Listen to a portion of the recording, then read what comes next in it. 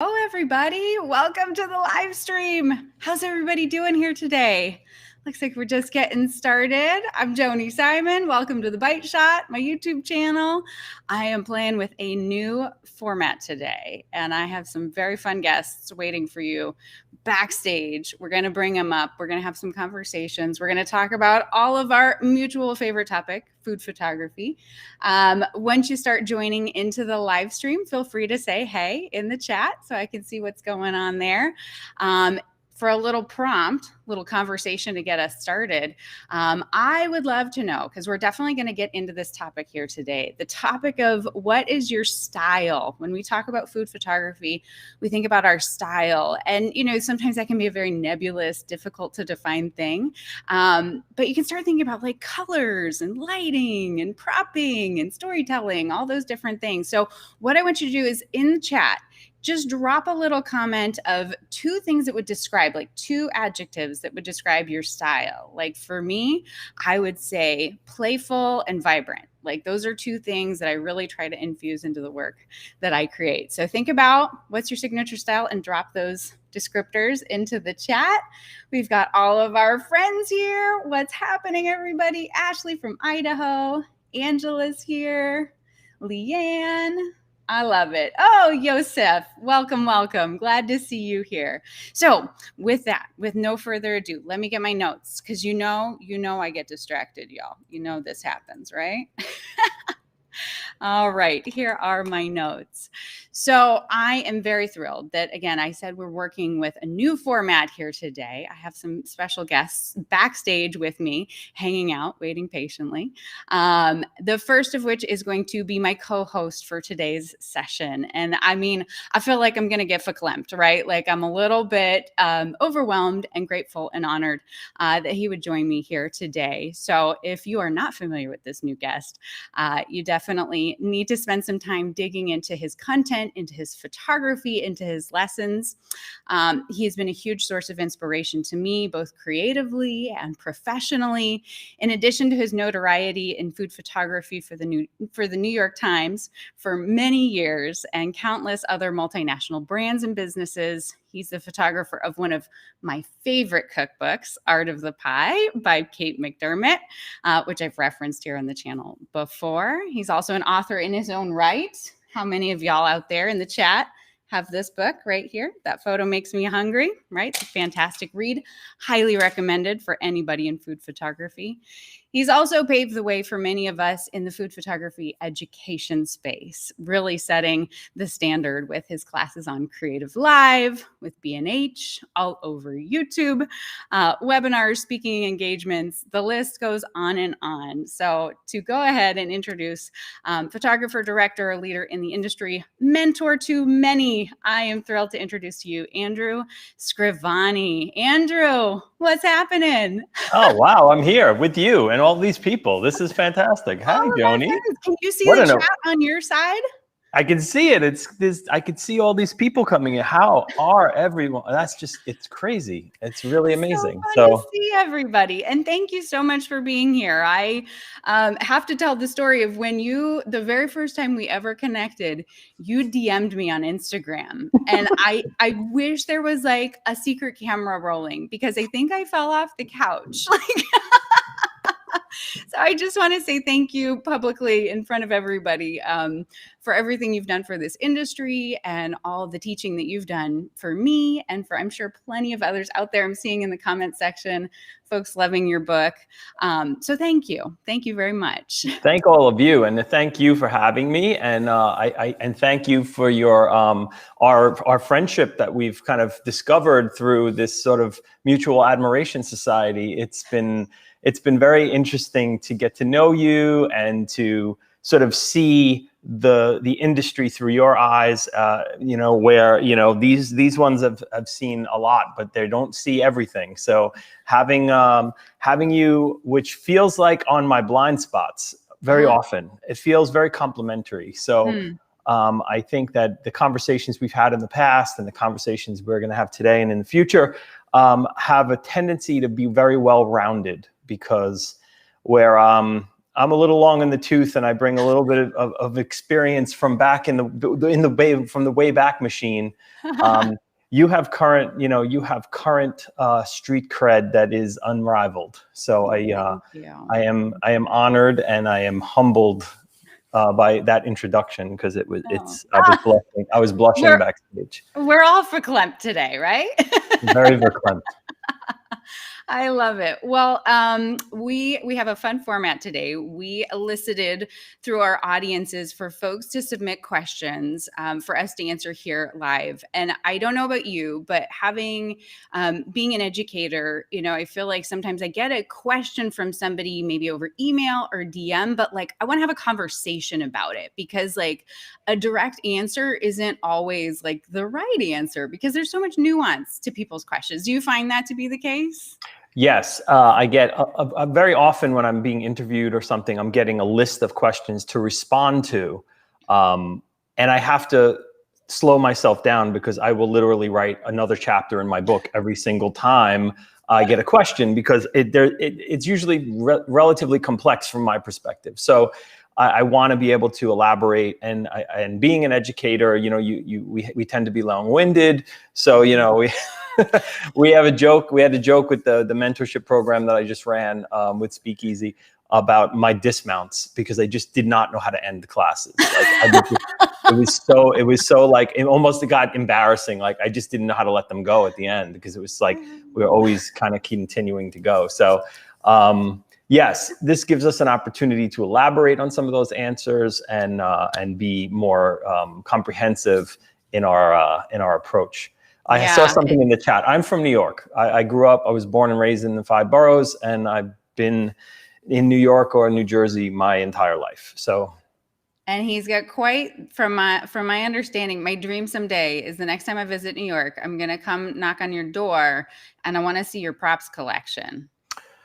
The props collection has ran me out of a space. So like, it's just, the space that's now my studio, which was my apartment for many, many years. I mean, eventually we outgrew it because of the gear and the props and everything. So now it's dedicated to just that. So. Oh man. So y'all just know what happens is you get started, it's a global pandemic, and you're like, I'm going to start shooting my dinner. And before you know it, you've created multiple locations and spaces to house all the shenanigans. Yes, exactly. So just fair warning to everybody out there. It's a slippery slope. Very good. Well, we have some patiently waiting guests behind the scenes who've asked some really fantastic questions. I'm going to bring them up one at a time to ask their questions of us. Certainly those of y'all in the chat, I'll try to keep, it's like the multitasking on another level. Keep some eyes on the chat. So feel free, and we'll save a little bit of time also at the end for some additional Q&A. I think that this honestly could be a session that we could just do like a half day, but we're going to try to keep this concise, because I know we all got stuff to do and places to be. So with that, our very, very first, coming to us from Bangladesh, we have Lamia. I'm going to bring her in. How's it going? Hey everyone. It's going great. Thank you so much for this opportunity. I'm so excited to be here. Oh man, I'm so thankful for everybody, yourself included, who was willing to participate in this, because I thought, it'd be really neat for the audience to hear from other food photographers who may have similar questions, and to get that direct feedback and just to see your face. And so thank you so much for being willing to be on camera, live on YouTube. It means a lot. And so with that, you had a really thoughtful, great question. So I wanted to go ahead and read that for everybody. Before we do that, can you tell us though a little bit about, so you're from Bangladesh, what got you into food photography, and what kind of food photography do you do? Okay, so I started my food photography journey last year. I have been a photographer for a couple of years, but I got into food photography after watching your videos, of course, and you have truly inspired me, and I love Andrew's book, and you guys are amazing. So I started experimenting with food, like you said, that I started shooting my own dinner, and then I fell in love with food photography and fell through the slippery slope. And I specialize in levitation photography. My company is named Leviosa. So I absolutely love playing with my food. Yeah. So like the floating food and flying food, that kind of stuff, Yes. huh? Yes, we love creating stories, and we believe that every brand has a story to tell. So we try to tell those stories through our photos. I Ah, believe that's you're one. doing levitation photography because you just don't want to invest in surfaces. So Oh no, I love creating surfaces. That's another slippery slope. I learned from Joni herself to create DIY backdrops, and I have been obsessed with making new backdrops. I love it. I love it. That's wonderful. Well, congratulations on your business and everything that you're doing. Thank So, you so you had a much. wonderful question that I think a lot of people have on their minds right now. So, with the shift in social media toward video, do you think there should be an overall shift in photographers' action plans in terms of investing in lighting, continuous lighting, learning to create cinemagraphs, stop motions, changing your pricing strategies? There's a lot to this question. So, certainly we can kind of dig into specific parts of it. But as far as, and then you kind of had a second question. I really want to hone in on this though, as far as that shift in social media, we've seen that, and we've seen that demand from clients. So I'm curious, Andrew, your thoughts on this question. What comes to mind for you? well, I think that the idea that we have to be versatile, number one, and then have the skill set to communicate to our clients what it is that we can do for them and have the opportunity to upsell them. So if they come to us for photography, we can explain to them. We can also do some video and stop motion and some other things in our repertoire. So the more versatile we are as photographers, videographers, and sort of graphic artists in a lot of ways, the more we have to offer our clients. So I think ultimately versatility, and of course the gear and all the other things that go along with being able to do that, the software, the apps, all of that's really important to have knowledge of. And when you are versatile and you can talk about your work and explain to people what it is that you bring to the table, you're that much more valuable in the industry. Well, and I think too, like the idea, I don't know if you're seeing this, Andrew, and Lamia as well, like when you can bring those ideas to the table for the clients, because I think that I'm seeing a lot of clients who are coming in and saying, okay, I know I need this. Like, I know I need video because now my Instagram, like I got this reels and I got the TikToks and I got all the things, like, but they don't know necessarily creatively where to start, or, and maybe they're one of those kinds of, there's a lot of clients out there right now who don't necessarily have an agency that they're working with. And so they're trying to figure these things out in house. So, I'm curious, Andrew, your thoughts on sort of guiding people through that and Sure. really helping to inspire in that way. Well, one of the things that when I'm instructing photographers is discussing with them that we are no longer the people who show up with a camera to a set that's already been figured out by art directors and advertising executives and all kinds of other people. We're asked to come in and be creatives. So creatives first, also photographers, quite often also prop masters, quite often also food stylists, creative directors, all of these skills that we're developing because we work client direct, right? Because we're skipping over all those middle pieces, production companies, advertising companies. We're asked to be both the creative mind, the technical mind, and the labor. So you're asked to do a lot of jobs and you gotta wear a lot of hats. So the more you educate yourself on the process of being the producer, the photographer, the creative director, all bundled into one, and how you can speak that language to clients will absolutely make you invaluable. Yeah. And Lamia, for you, have you started venturing into the video space or offering that to clients? Yes, actually, I have. I have been experimenting a lot with cinemagraphs and trying stop motions, and I've been seeing that you guys are doing that too. But in Bangladesh, we haven't still gotten reels yet, so we are at a disadvantage and also an advantage because we can see the shift in brands' demand in other regions, so that we can plan accordingly and just keep working on our skills. Yeah. Well, and I have to think too, with your levitation photography skills and sort of that creativity, that's got to be a lot of fun to play with, huh? It is. It is always fun to come up with the initial idea. It doesn't always work. It's always, you have to figure it out. And there's a little bit of engineering to it as well, like wearing a lot of hats, like Andrew said. So, yeah, I think turning those into cinemagraphs and stop motions can be very interesting. So, trying to just craft my skills better. Yeah, no, that's wonderful. That's awesome. And you had one other little question too, as far as, you know, in line with that, changing the pricing strategies. Yeah. You know, Andrew and I have had quite a few conversations in the pricing department, and one thing that somebody said recently, and I wanted to get y'all's take on, is when we start to look at pricing for motion and video, that charging a 20% premium just straight out the gate on that kind of content because it is so in demand. What are your thoughts on that? I think that might even be selling it short. I mean, the idea is that when you start to, if you're doing all that work, if you're doing the editing work, the shooting work, the creative design, you know, maybe 20% is even a little bit on the low end. So I have a tendency to want people to overvalue themselves and then be talked down off the ledge rather than undervalue yourself and leave money on the table. So one of the things that I try to instill in anybody who's trying to learn from me is understand your value and understand that if you're wearing multiple hats, if you had to give those hats to someone else, understand what that would cost. Understand the pricing structure for all of the creative sort of slots in the call sheet. So if you're occupying 4 or 5 of them in the call sheet and you're thinking, okay, this person would cost X and this person would cost Y, well, you should be giving yourself at least 20, 30, 40% of what that person should be making. So knowing the price structure, creating a rate card. Joni has some great tools that she shared with me and with others about understanding all the things that go into cost.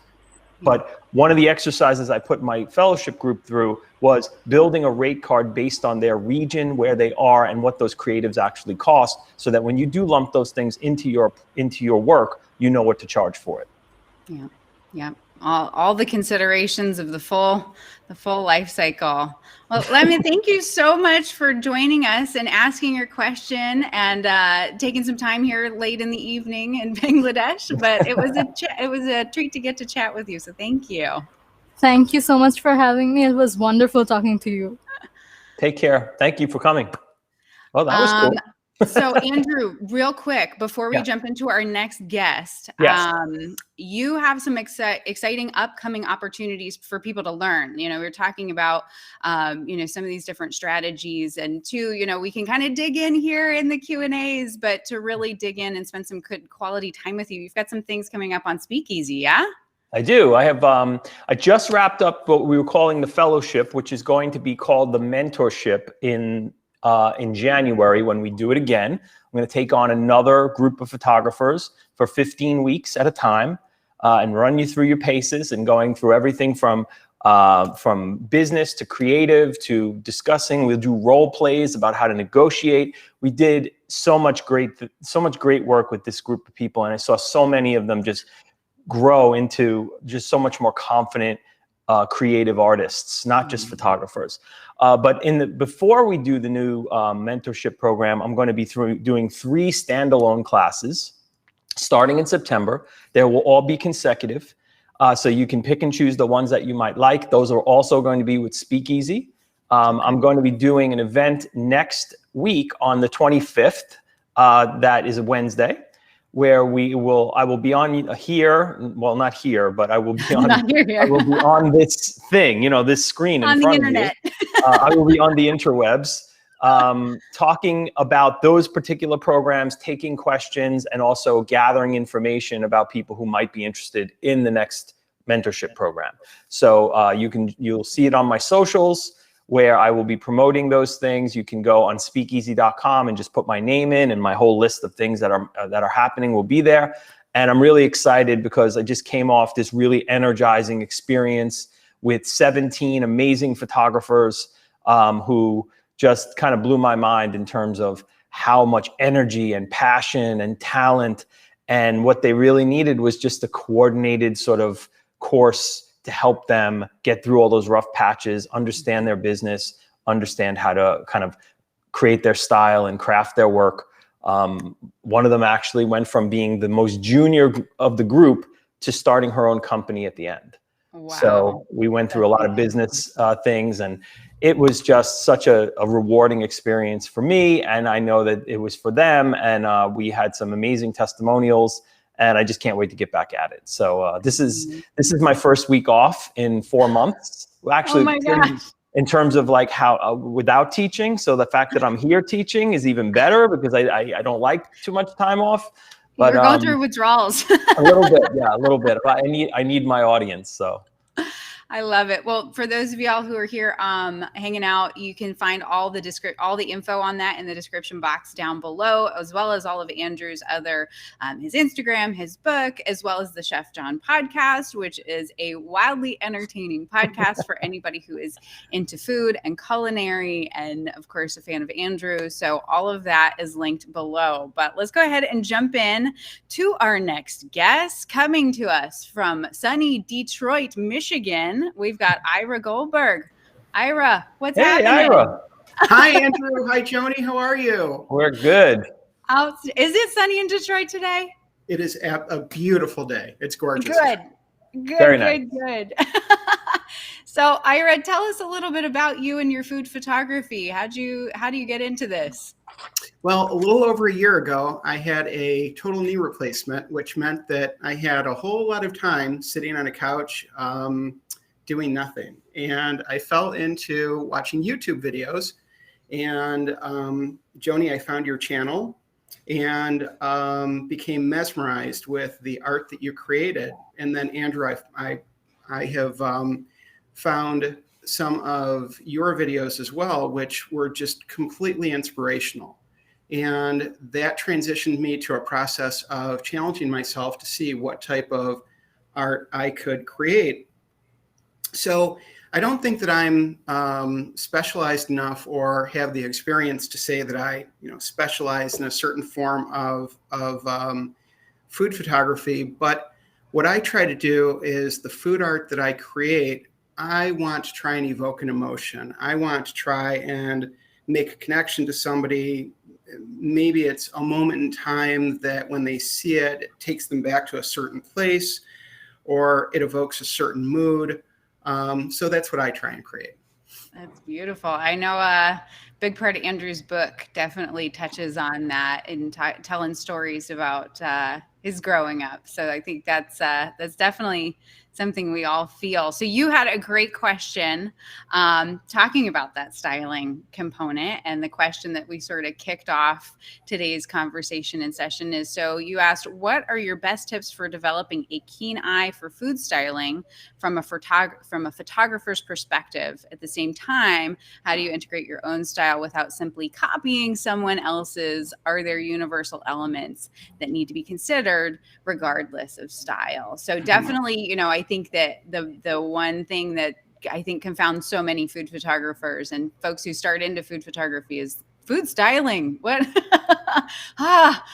the deal with that? So Andrew, I'd love to pop this over to you and get some of your take on it. How much time you got, Ira? All day, as much as you need. Exactly. So, in terms of food, it's styling when it comes to photography. So like working with students who are relatively skilled with a camera. The biggest challenge for them is not working with somebody who is professionally styling the food in front of them. That has a tendency to be a really challenging aspect of the entire, sorry, I'm got to plug in my, we're going to lose everybody. Oh, no. The challenge is when it comes to developing a photographic style around food is understanding how you want the food to look. So a lot of it comes from, as far as where my experience kind of took me, was what did I like about the food that I grew up around? What were the things that I was attracted to? What are the things that were baked into my sort of DNA in terms of my relationship to food? And what I try to teach people about understanding photography through the styling of the food is it should be a reflection of the things that you experienced. It should grow out of your experience, and the things that are attractive to you not necessarily what's getting engagement on in the internet and what's getting clicks and likes. It's really about understanding how you want food to look and kind of filtering it through your experience with food and what it makes you feel. You said you want to make photos that are evocative and make people feel something. So the first thing you have to do is tap into what is it about food photography that makes you feel something special. And then from there, from that moment, from that point, is how do I craft my style around those feelings? Because ultimately, when you look at something and it resonates with you, it's about having the sort of unfortunate thing you have to do is intellectualize it now, right? You have to kind of look at it and say, what is it about this that makes me feel something? And how can I replicate that in my own work? And I think that tapping into our own memories, tapping into our own feelings is the starting point of that. And once we get a great understanding about how we feel about food and what is it that moves us about food, then we can tell other people's stories much more effectively. And that's where then styling food, crafting compositions happens organically out of us rather than externally. So we want the styling and the style we engage in to come from within us, not necessarily always outside of us. So that's where I want anyone who's thinking about this particular question to start by addressing your own. What is it about my experience that drew me to food photography in the first place? Yeah. Yeah. And say, Ira, for you, is there like a food that you love that's like a favorite or a family favorite?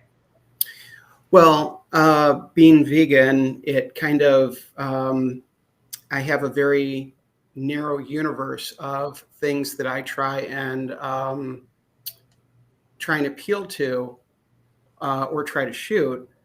But I think that that's really important, that taps into what Andrew suggested, which is that if it's really important to not be so concerned about what's getting a lot of clicks or what's popular, but make it directed at what your own interest is. So that kind of gives me because I had been concerned about, well, my art being very focused on, a vegan aspect. I understand that there's a lot that you've got to move beyond that, but I think that the stuff that evokes an emotion in me is in that area.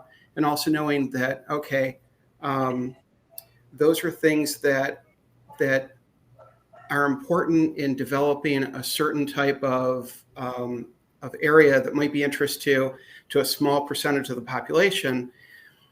But it's an example of what can be done. It's an example of if you can evoke an emotion in somebody that they may not have any interest in, a vegan lifestyle, which is perfectly okay. But saying that, wow, that's really an image that it taps into a memory that I had. It takes me back to when I was a kid. This is comfort food, and it still makes me want to, brings me back to a certain moment in time. That's great. Yeah, no, that's awesome. That's a great question. Yeah. And I think that, what you were saying, Andrew, the idea that, it kind of comes from us, and that when we can release ourselves from those expectations, it's pretty, like, I know for myself personally, as of late, like I've been putting in a lot more work into like reels and videos, but I've also found a lot of unique freedom there, because suddenly it's not quite as defined in the way that I think sometimes like the Instagram food photography is, where I start to bring in all these ideas of what's going to be likable, as opposed to just literally experimenting and playing around. And that's been reels for me recently. And I found a lot of freedom and a lot of creativity there. And it's been very, like, I want to keep doing it now, because I'm like, oh, now I'm having fun, and I'm not worried as much about what people are going to think about it and how it's going to behave, as much as like, let's tap into what I enjoy. And so I think that, if I kind of freeing yourself from those expectations can be really helpful. Yeah, because it's a bit, like social media is cannibalistic, right? In that we just keep eating and feeding the same over and over and over again, right? We keep eating the same, it's eating itself, right? And that, and it becomes, all of a sudden you introduce something fresh into the ecosystem, and everybody's just like, oh my God, that's amazing, because it's so different. But it's, but a lot of times it's because that comes from an honest place, right? And I think that all art needs to come from an honest place. And I think that ultimately there are the universal elements you need to take into consideration, which goes to the second part of your question, Ira, is light and color and, you know, texture and composition and good storytelling. All of those things are fundamental to any food story, any story you're going to tell with a camera. But I think that if it's feeling authentic for you, the emotions are going to come through, and you will move people regardless of whether or not they understand it's a vegan hamburger. It doesn't matter. It matters that the light speaks to them, or the textures, or something about the mood that you set taps into a memory and taps into something that's visceral for them. And I think that's what good art is. Thank you. That's good. So, well, thank you so much for your wonderful question, Ira, and for sharing a bit of your vegan story and Detroit with us here today. It was a treat to chat with you. The honor was mine. Thank you so much. Thanks, Ira. All right. So lining up our very next guest here. How you doing over there, Andrew? Hanging in? I'm good. Do this I'm all good. day, yeah? You just put the key in the back, wind me up, send me out on the internet. I'm here to talk food photography. He's off and running. I love it. Well, next up we have from Morristown, New Jersey, we have Elena. Elena coming in hot, and I've known Elena through previous courses and experiences. And I just need, Elena, you just need to tell everybody a little bit about, first of all, your food photography, but then also your passion for pizza. If you can just talk a little bit about that. A little bit, just a slice.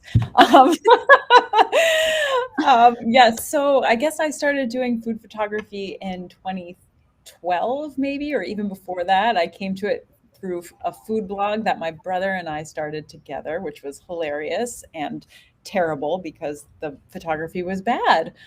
So I was inspired to get better at it. And Joni, I found you, I guess, maybe a couple years ago and took your Flash for Food Photography class, Artificial Academy now, which I still rewatch and love. And a couple other classes too. And then I actually just finished Andrew's fellowship with Speakeasy, which was fantastic, and definitely took my photography to a new place. So I was really excited about that. Right now, I am working as creative director and food photographer for Colavita Olive Oil, which is exciting. I do I would say I have a proficiency for Italian food and definitely for pizza. As you mentioned, I did write a little book, Zaza's Perfect Pie, about one girl's quest to make the perfect pizza. We're all looking for it. I have my copy. Yeah. Oh, I love it. I love it. Yeah. No, that's wonderful. Yeah, I'll say ever since I met you, I've started buying Colavita, and it is a superior awesome. olive oil. So with that, you had a wonderful question that I'm really curious to get Andrew's take on this, because he's been teaching a lot longer than I have, and I feel like he's probably got some great words of wisdom that I personally want to hear as well. So how do you find time for the educational and teaching piece of your profession between the shoots and what keeps you motivated to work teaching into your career? And I think that this too kind of taps into that idea of probably many folks here in this stream are multifaceted, multi-talented, multi-passionate folks. And so how do you take what are in theory multiple businesses and survive as one human? Because I have to. I think that's really what it all boils down to. No. I don't mean financially. Yeah. I mean spiritually. I think that when you work in any industry for a long time, there are the things that become a grind. There are the things that become difficult. There are the things that you do not like about having to do business in any particular arena. But my wife says this often. Elena has heard me say this at the fellowship, is that, my wife says you're a creative by trade, but you're a teacher by vocation. And I think that when you have that part to you, and I think Joni shares this with me, is the thing that regenerates the creative part of me, the thing that gives me hope that, we're not stuck in a rut, that we're not just doing the same thing over and over again, caught in the corporate grind of creating and everything has to look the same and everything has to feel the same. Teaching keeps me fresh and engaged and aware, especially aware, keeps me young. and it keeps me motivated and inspired, and mostly keeps me happy.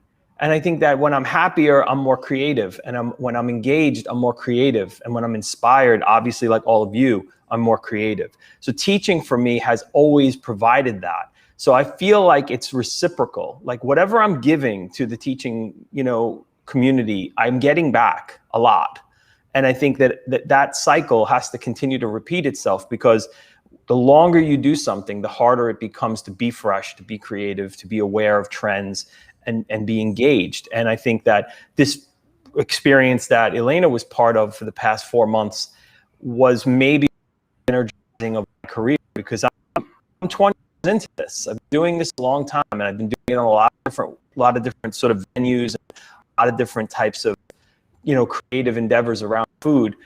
And you kind of forget that when you get a bunch of creative people in the same room and you see the things that can come out, you realize that we haven't even scratched the surface yet. So that's really what Bradley just said. Teaching is the path to mastery, because you need input from the people you're teaching.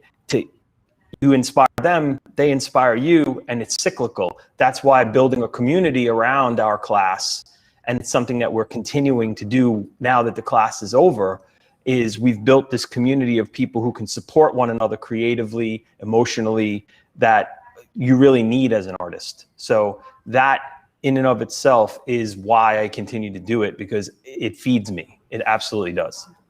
Yeah. That's Do really you nice. find yourself, Elena, in a situation where you're kind of dealing and navigating those multi-passionate components?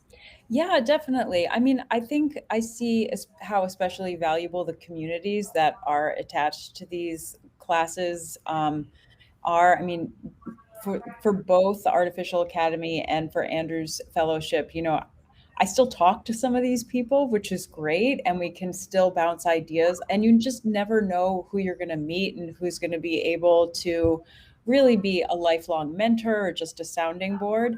So, for me personally, I haven't really figured out what I'd like to teach, so I'm still working on that piece. Maybe one day I'll nail it down. But, every time I get a class, I get a little closer to it. I love it. Yeah, I will say too, people, I'm still very, new in my food photography career. I haven't really been doing this all that long, but it's about 5 years since I've been doing this professionally. And people go, how did you come so far in such a short amount of time? And I 100% credit that completely to teaching. Because if I'm going to show up on the internet and teach people how to do something, I better really understand it. And I take that job seriously. And so, and the questions that get generated by people who are watching videos or participating in classes, I'm sure, Andrew, you've got the same experience when somebody asks you something and you're like, I don't have a great question. I don't have a great answer to that, but I definitely need to look into that. And then suddenly it inspires me down a path that I would have never gone. No, it's so true. Look, just present company here, right?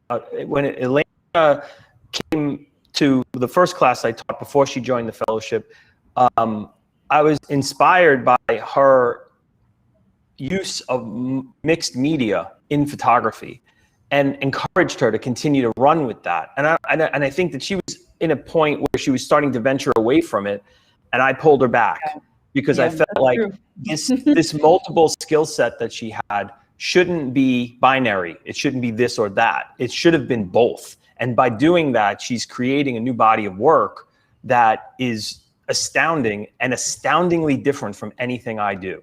Meaning, there's such a diversity in the group and the kinds of things that, we inspire one another to do, that I couldn't do what she does, because it's so unique to her skill set.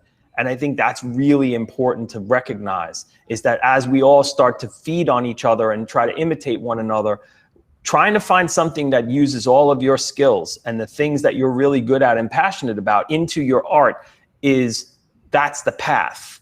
The path isn't, imitation is good. I mean, there would be no music in the world if there was no imitation. But the reality is that finding the variation on the theme is the unique creativity that we have. And Elena, her work is clearly set aside from a lot of us because she has these multiple inputs that she's putting into the work. So if you have those things in your repertoire, pour them into your work.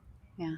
That was a nice place for me to come, because I think that coming from graphic design, I always thought like, oh, I just wasted all this time doing this. I really want to do the photography. And now this was like a great way for me to see how to really bring those together. I'm having tons of fun with it. Like, it's wild. It was a great place for me to like do weird stuff and show it to everybody. They'd be like, that's cool. And I'd be like, really? Yes, really. You can think about that. And you say, yeah, it's like you put it out and you're like, I don't know what kind of response this is going to elicit, but yeah, what the heck? Let's just see what happens.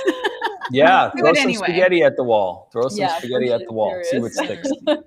Well, keep it up, and thank you, Elena, for spending some time with us. Thank you so much to both of you. This has been so much fun. Like, both of you in the same place virtually. So now we just all have to converge on New York, get this whole like Delta variant lockdown, right? And then we can all just like have a party in New York City. That's my goal. That sounds like a plan. Yes. Awesome. Take care, Elena. All right. Bye, Elena. Bye. I love it. All right. And we've got our final guest here waiting in the wings, coming to us from, where is he at? He's in Illinois. We have Jim Spellman, and Jim's got a great background going on here today. He looks like the real deal. I'm out here doing it, and I am so inspired to be here. I want to thank you both so much. I'm verklempt. I mean, I've been around the block. No, really. I mean, I've been around the block. What was the SNL sketch back in the day? Was it Mike Church Myers? Lady? Church Lady. There you go. He's verklempt. Anyway, I'm not going to get into that. Well, you brought it up. I'm just copying you. Anyway, I wrote a couple words down as we were going through the interviews, and I was just so inspired by everyone and their questions. I don't think it really matters what level of experience you have. I mean, I got all this stuff in the background. I really don't think that that's anything remarkable other than I poured my whole self into it. And I wrote 2 words down: reinvention, evolution, as you two were talking. And that's why I'm here today. I found you, Joni, just a couple months ago, because I'm just to let everybody know, like you, Andrew, I've been doing this quite a long time, and I always feel like I'm reinventing, and I'm really excited because I'm in a phase of that right now, and I feel like I'm just getting started. So anybody who's just starting or is in the middle of the road or whatever, I just want to impart from the background here that you're all constantly reinventing. Wouldn't you think? Don't you think so? Sorry, that's not my question, but no, I think that's energized. I think it's a wonderful question. It is. I'm happy to jump in on it if you. Yeah, if go you want. for it, Andrew. Absolutely, feel free. Introduce me a new question, but anyway. No, that's a good question, because I think ultimately it feeds into the idea of what we talked about just a minute ago, about bringing multiple skill sets and different perspectives on a new art form, right? So I think, reinvention, it's something that I've done multiple times in my career. It's like I'm heading off in another direction, taking what I learned with me, bringing that to the table and trying to turn it into something else. So I went from teaching to photography, from photography to directing, back to teaching, to producing, to teaching again, and to now, working in films and video. So every time I go to a new industry, I'm bringing all that experience with me, learning new things, how to translate the things I already know into something else. And it's inspiring and it's sustaining, but it's also, when it comes to how to make a living in this field, it's necessary. You can't be one-dimensional any longer. And I think that the reinvention part and the evolution part go together, because you need to constantly be looking out on the horizon to see what else can I bring my talent to? Yes. What other industry, what other wing of this? So in terms of like what we do, photo, video, getting our work into stock agencies, you know, working in editorial or branded content or advertising or social, you know, every audience development, like all of the things that we learn along the way, all can be profitable. They can all be rewarding. And I think that when you come with a built-in skill set like photography, and then you decide you're going to apply it to a different art form with a different genre within the art form, you really are expanding yourself. And you could bring something unique to the photography. So like what Elena was talking about earlier, she was a graphic design person and then brought that sensibility with her photography to food. So combining 3 art forms, right? Graphic design, photography, and food. So I think ultimately, like, this is the sort of the modern evolution of the photographic creative. That's really what you're describing. And I think that, and I admire that you're doing that, and you have experience, but you're willing to take a step back to learn something new. I'm super excited. I mean, I just meeting both of you and, you know, getting to, you know, I've learned, Joni, I've learned so much from you already. And even though being around the industry for 20, 25 years, I mean, I think that's the excitement, is learning. And I do have an education background, and I do see myself teaching and evolving in that direction. So I'm excited, Andrew and Joni, to talk to you more about that. Anyway. Yeah, I think there's so much room. You know, it's interesting because, you know, very much my foray into teaching in the food photography space was inspired by what I saw happening in the wedding industry. I mean, wedding education is just like unbelievable. Like, if you want to be a wedding photographer, it's like you got a bajillion options, right? And so I think that the more that, you know, and I know this conversation Andrew and I have had before, the more that we can foster this community and more educators and more perspectives, because, you know, like we're talking about, we all have our own unique sensibilities and focus and experiences, but the more that there's more people to contribute to that conversation and be a part of it, it's phenomenal. And I just can't wait to see where it takes us. But I too, before we jump into your question, Jim, I think that something that's really key and maybe also really helpful for people, especially just starting out, you know, I get this sense that, you know, there's some folks who've done this work for a long time and sort of become like, they don't see that opportunity for evolution. They don't see, like, they're like, well, I here I am, I'm doing my thing, right? Like it seems like it's more of it's not an opportunity for change. It's a forced change, right? So I'm curious from your perspective, and maybe this is like getting too deep in the weeds of psychology, but I'm curious to know, you know, is there something about you or your experience or something that you do that helps you to see that change as an opportunity, as a positive as opposed to a negative? Yeah, I mean, there's lots of things. One is, if I'm afraid of something, I've learned to go towards it rather than away and investigate and tip my toe in and see. Over the years, I think you get more experience with that. And then the bigger the fear is, it's like, there's something there. I'm gonna try and experience it rather than running away. Whenever I face a fear and have said yes, it's just evolved into great things. So right now, I'm at a stage where, I mean, I wouldn't ever say I'm forced to do anything. I think we all have a choice for everything that we do, but I'm seeing everything change, and you can kind of get this gut feeling that things are changing around you, and we get into our little island, as you know, as we're shooting and doing our thing, and then you see things, and it's like, how can I evolve with everything that I can sense happening? It's really scary, but go towards it. You have nothing to lose. Yeah. What's the worst that could happen, right? I mean, I can always come back to, it's only food photography. Where, you know, I know we get super serious about this thing sometimes, but it's just food. It's just food.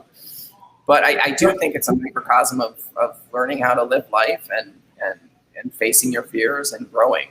Yeah. You had something, Andrew? Yeah, well, somebody reminded me that I said something the other day, and I was like, did I say that? But apparently I did. It was, you miss 100% of the shots you don't take. Yeah. That's awesome. That's awesome. Absolutely. I'm quoting myself now. Like, that's what happens when you get older. You say something, you forget you said it, and then you can quote yourself. Well, Andrew, I feel like you, I could just go on and on, but I do want to impart that saying yes, of course you have to say no. No is very important, but if something excites you and there's a thread of curiosity, please say yes. Yeah. I agree. I agree Yeah. 100%. I love that. You know, So you're really shaking because, you know, we're all experienced and we still quake in our boots, right? I mean, we're still a little bit like, you know, how am I going to be the producer and the food stylist, and, you know, how am I going to talk to this big group of people or whatever it is? But Yep. you can't screw it up. I think that's the answer. Even if it feels like you screwed it up in the moment, you haven't screwed it up forever. You've made Right. a mistake or something. It's an opportunity to learn. And yeah, to me, you know, I think that we run around with fears that like if we try something, then suddenly, and if I don't do it right the first time, like all these doors are going to close. I'm like, there's no doors. Like just go try stuff, make a mess, throw the spaghetti on the wall. But you had a great question, Jim. So let's dig into that.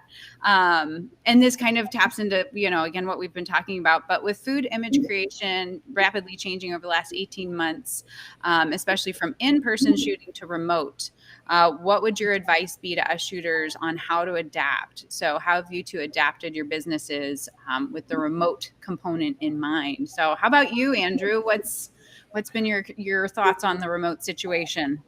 I mean, it was very odd. I think ultimately I've done two major things through a computer that, you know, I hadn't really done before, which was one was teach an in-person class like this. The second thing was direct a television commercial, which was the craziest thing that I think I've ever done. We had 3 directors. We had 6 setups for a major food brand. We had to teach the talent how to make a cheesecake and photograph it. They were actors. These were people who were going to be actors in the thing. Yeah. So, you know, learning, and I guess one of the things that I realized you have to be able to do, and one of the things I've been encouraging people to do in this era, right, in that you have to be very, very good at communicating, because you have to be able to communicate both your vision for something, the execution of something, and be personable, because a lot of the things that we do in person get missed through text and emails and phone calls and Zoom calls.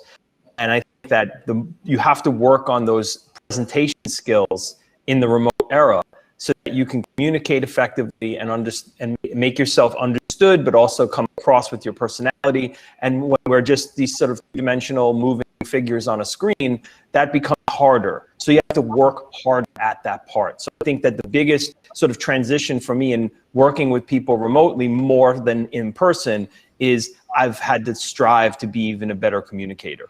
Mm-hmm. Yeah, because so much is lost in translation when you don't have that opportunity in person. It's true. You know, it really is. And I think just the body language and the things that you can kind of get away with on a set, that when, you know, or in a boardroom, you know, having a conversation about a creative direction of a campaign, you know, you can laugh, you can make eye contact, you can kind of make a little bit, it's not the same doing it here. It's just not. So I think ultimately, you know, that component of working remotely has put a premium on the people who can communicate really well. Yeah. Yeah. And I'd say, you know, for me, something, and it's, you know, I think I've come up in the industry at a unique time and sort of in a unique personal experience of, you know, being a mom and wanting to work from home and kind of coming up through that sort of trajectory. So it was already baked into my business prior to the pandemic to mostly work remotely. But certainly I think the thing that over time continues for sure, that over communication, over planning, like if we already had a planning process, like we're going to double that. And I think that also figures into, you know, just in terms of pricing structure and things like that for remote, because that's going to take a lot more effort and coordination. But yeah, really that timing component to me is where things always really get super tricky. And so, you know, putting together documentation before we even get into pre-production, to like understand who needs to be where and when, what my expectations are going to be for that and their availability, like, you know, so that I'm not sitting here shooting a cake and then waiting, you know, so those kinds of things, like waiting for somebody else somewhere. And so really over communicating what my process looks like, what the interfaces are going to look like, what I'm expecting them to do, even including that into my website. So as far as when somebody lands there for the first time, you know, the explanation of my services and that expectation is already set kind of from the get-go. And I've seen other photographers do a great job of that, really communicating that remote option, because I do think that moving forward, even as we start to come back into studios and do those shoots, that some clients may still prefer to do remote or have certain components of the team to be remote because of travel expenses, you know? So I think that, kind of setting those expectations of what you do well in advance has always really helped me out. So. Yep. Absolutely. Have you been doing remote work, Jim? How's that gone for you? Yeah, it's gone well. I mean, I have to say that, part of, we did all in person and there was some resistance, to be honest with you. I work mainly with agencies, and I'll be honest with you, it's been a bit of a rocky road over the last 18 months to kind of switch over. But yeah, we're shooting remotely and it's working out well. It's just an interesting, even from a marketing standpoint, which is a whole nother deal, how to communicate and how to get your voice across without being in person and that sort of thing. Yeah. Mm-hmm. Yeah. Totally. Yeah, I think it'll be really interesting to see as the technology too continues to evolve and more tools become available. They continue to make this work easier. So, you know, we're putting in the hard work now to make our lives easier, hopefully in 5 years. Clients are more accepting of it, of course, over the last year to make it all. Yes. Yeah, no, I love it. Well, Jim, thank you so much for sharing a bit about what Thanks, you Jim. do, having Really us in your studio today. But thanks for joining us. Thank you Thank so you. much. Appreciate it. Joni, you know, Awesome. what's funny is the quote that I don't remember saying that somebody reminded me that I said once is apparently a Wayne Gretzky quote, which makes complete sense because I was a hockey coach when I was young. So that was in there somewhere. It was just like tucked away in there. And it just came out one day, and thanks, Wayne. Well, you know, you think photography shots versus hockey shots. It all comes out in the wash. Well, yeah, I'm pretty sure he meant shooting a puck. So Right. I was thinking more metaphorically. So Right. Shooting a camera. Exactly. Yes. I love it. Well, we had some great questions here today from the folks. I think that these are conversations that I hope we can all continue to have and continue to share. But for you, Andrew, do you have maybe about another 5 minutes for some additional Absolutely. Q&A? I want to be Always. respectful of your time. No, absolutely. I'm happy to do it. So I want to go ahead and pop this one up here from our friends. Let's see, pop this down here. Nerds with Knives, who recently published a beautiful cookbook. So definitely go check it out. But for you, have you ever dealt with imposter syndrome? Does it go away? And how do you overcome it? How do you feel about this, Andrew? It's so funny because anybody who is in any of my classes recently will tell you that whenever this question came up, I said we weren't allowed to use those words. Oh. Imposter syndrome was not, that concept was not allowed. We were not allowing it because, for one, I just don't believe it should be a thing. Because I think ultimately, if you feel that way, it's just an acknowledgement that you have more to learn. But guess what? Everyone has more to learn. So you should just be accepting of where you are in the process and own what you know and feel good about what you know and strive towards learning what you don't know. But the idea that I don't belong, that's not acceptable to me, because I get mixed groups of people who come to learn from me and the group. And quite often you have some people that are very skilled and some people who are still developing their skills. And I get a lot of people who come to me before these things start and say, hey, I don't really know enough. I don't think I belong there. I don't think I belong in this situation. And I'm like, well, do you want to learn? And then it's like, what? I'm like, do you want to learn? Yeah, I want to learn. Well, then you belong there. So I think ultimately, like, you have to believe in yourself. I think that confidence is something that you build and that you gather from the people you put around you, and people who pull you down. You need to kind of jettison those people out of your life and surround yourself with people who are positive. I think your outlook has a lot to do with it.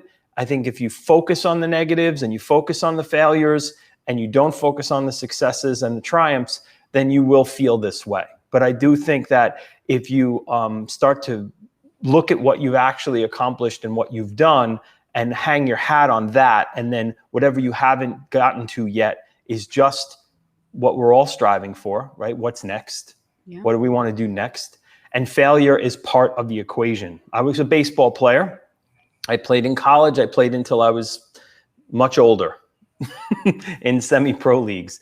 And one of the things I used to tell my players is the best baseball players on this team anywhere in the world fail 70% of the time. Those are the best players fail 70% of the time.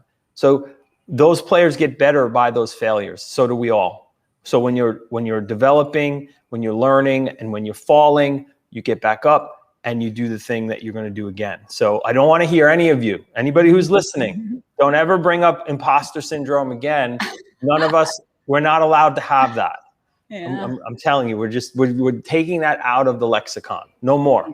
Because so, we all deserve it does go away, and you will overcome it because you will make it go away.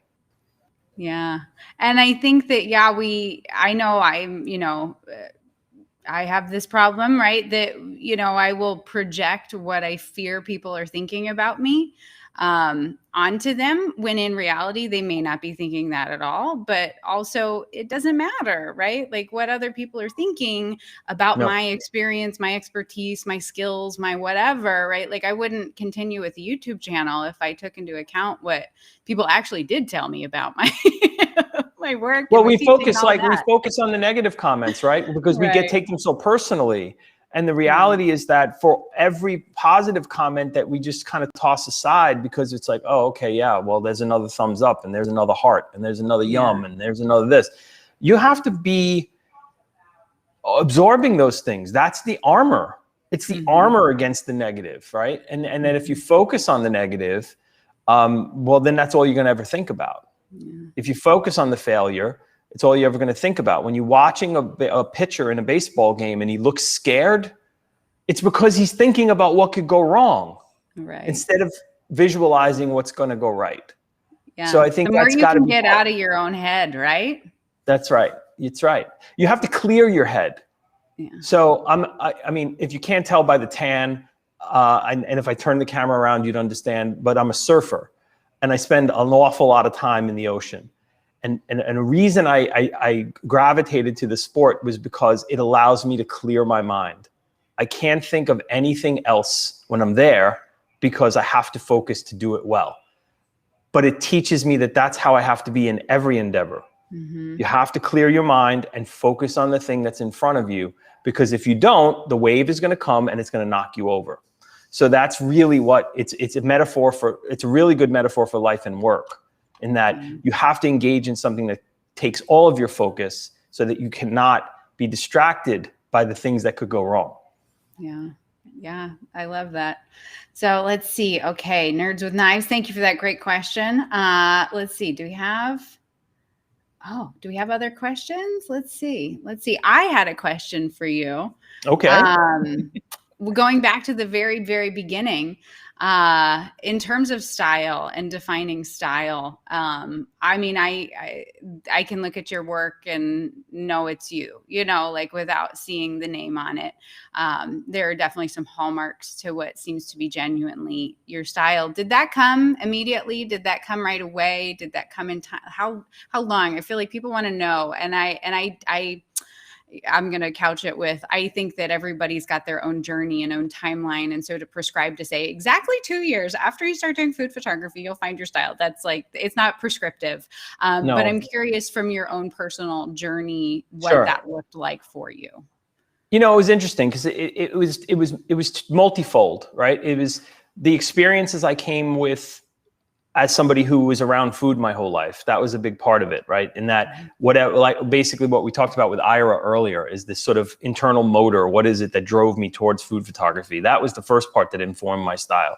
The second was that I didn't really have a lot of influences in food that were photographic. So I was looking at a lot of paintings and the way I would experience food imagery in museums growing up, looking at paintings. And then, that makes me sound really old, but, chipped out of marble, no. But, those two things were heavily influenced my the things that I liked, the things that I wanted to create. I loved the light that Caravaggio put on subjects and Vermeer, like this side lit, beautiful One Direction, moody lighting that I've done in my photography all these years, and she sort of riffed on that. But then the last part of it was technological, is I wanted to shoot daylight with a digital camera in 2004. And those cameras were limited, right? You couldn't push them to 3200 ISO. You had to shoot them wide open to get enough shutter speed to make a picture.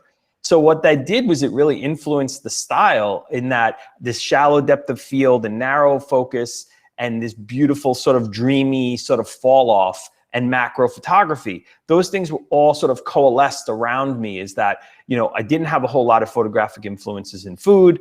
I had a rich history in food as a person, and then the technological limitations on what we could actually do with the technology at hand. So those three things sort of formed my style. And then from there, I kind of continued to refine and craft it. But that's what I mean by your style has to be born of your experience, in that all of those things are not true any longer, right? For most people, couldn't walk that same path, because the reality is that all the influences that are out there, the technology that's out there, and everybody's personal history is different. Mm-hmm. But I think that what's really important in that, and I think is maybe a shift in mentality for some folks who you're like, I need to cultivate this style, right? Like I need to dig through my innards and I need to come up with it, and it needs to be uniquely, genuinely mine, and, completely original, and, all these things, as opposed to what I'm really hearing you say, and I think is so freeing too, is to make yourself open to what are those inputs and what are the unique things around you, and being receptive to that, as opposed to trying to fabricate that. Yeah, I think that's really true. And I think what's an important thing is, so during the mentorship program, I evaluated everybody's public facing work and went through an editing process. And what we really discovered for a lot of those people was that the style was already there. It's not so much that it's not there, it's that it's not being recognized. That you've already gravitated towards a particular type of photography, a particular type of lighting, a particular type of styling. And sometimes that needs refinement. But the reality is, for some people, those tweaks were so minor. And then all of a sudden the work looks like them. It doesn't look like someone else any longer. So that's a really important factor in it, in that recognizing your own style is sometimes about stop looking at everyone else's photography and look at your own, and really look at the picture. Be evaluative of your work. Look at your work and say, okay, these are the things that I really gravitate to. These are the pictures I'm really proud of. And I had this experience with one of our students in the mentorship, was that he was banging his head against the wall trying to make traditional food photography, but he was doing this other thing that was much more inventive. And I'm like, just abandon the other stuff, man. You don't need to do it. It's great. This stuff is great. And it was sort of like, when you're struggling so mightily with one aspect, but there's all this other great stuff there. That's back to the imposter syndrome conversation, right? Is that you're not recognizing what you do well. Yeah. Part of my job as your instructor quite often is to tell you what you do well, not what you don't do well. Yeah. We know what you don't do well. We all know it. You know it. I know it. We all know it. We're going to work on it.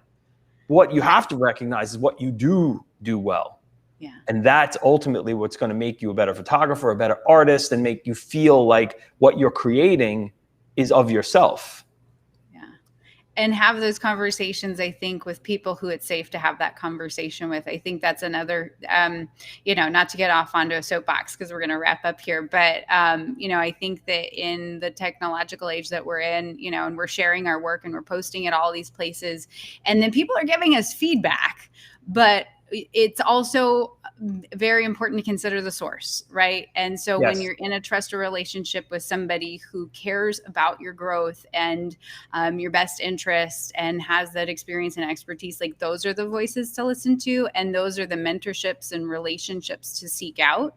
Yes. You know, those trusted friends and people who can provide that in a safe way, as opposed to, you know, the randos of the internet who have whatever, you know, agenda, experience, bad day, you know, all these things that could, you know, impact. And so I just always say, you know, consider carefully the source that's providing that feedback. and this is part of the reason why we form community, right? And this is part of the reason why that by, you know, enveloping ourselves in a world of people who understand what we do, who want to grow and learn, not just from us, but from each other. These are the things that are important about that, because critical analysis of work is an art form. It's not a random comment on Instagram.